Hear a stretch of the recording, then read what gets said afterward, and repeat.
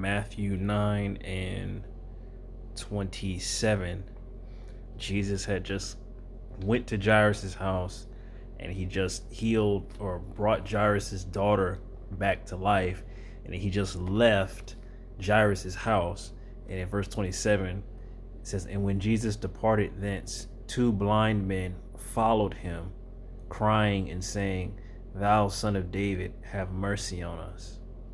And when he was come into the house, the blind man came to him. And Jesus said unto them, Believe ye that I am able to do this? They said unto him, Yea, Lord. Then he touched their eyes, saying, According to your faith be it unto you.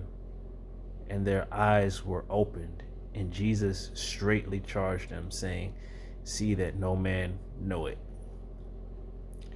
So Jesus comes across these two blind men that were following him. Apparently it says, when Jesus departed, two blind men followed him, crying and saying, "Thou son of David, have mercy on us." Now, if you can imagine that to begin with, like two blind men, they already can't see. So they must have had some kind of at least guide or they had to have known Jesus was there. I mean, they might have been just listening really hard, or maybe they had somebody to guide them and say, "Hey, there's Jesus, there's Jesus." They said they ended up following him even in their blindness. So I can imagine, just going, believing you're going in the same direction as he is, just crying out to him, saying, "Thou son of David, have mercy on us, have mercy." Can you imagine the humbleness that it must have taken? I mean, at some point, if you're blind and you want sight, the thing that you want is sight. You don't necessarily care about who's looking at you. You can't even see him anyway. You don't care about who's gonna be talking about you. You want your sight. You care about just getting. Even they might have looked so foolish to those people around them. Blind walking, "Jesus, have mercy on me, have mercy on me, O son of David." But they did it anyway, and they had faith that Jesus was able to do this thing. So that's pretty amazing in itself. And then verse 28, "And when he was come into the house, the blind man came to him, and Jesus said unto them, Believe ye that I am able to do this? They said unto him, Yea, Lord." So the first thing Jesus did, he didn't immediately heal them. He said, "Do you believe that I'm able to do this?"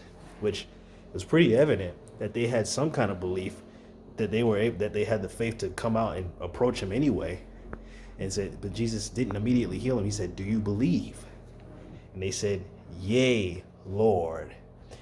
Then touched he their eyes. Then Jesus touched their eyes, saying, "According to your faith be it unto you." So these two blind men were healed according to their faith. If they didn't believe in Jesus, they could have cried out to him all you want, I guess, or maybe they didn't cry out. Then they wouldn't have been healed. They were healed according to their faith, because they had faith, which manifested itself in their getting up and following and crying out to him. That was the manifestation of their faith, that they actually had to do something. They had got up and cried after him. And then Jesus asked them, "Do you believe that I can do this?" They said, "Yea, Lord." And that was the ultimate demonstration of their faith. I mean, they've already demonstrated up to this point, but they affirmed it at that point. They said, "Yea, I believe you can do this."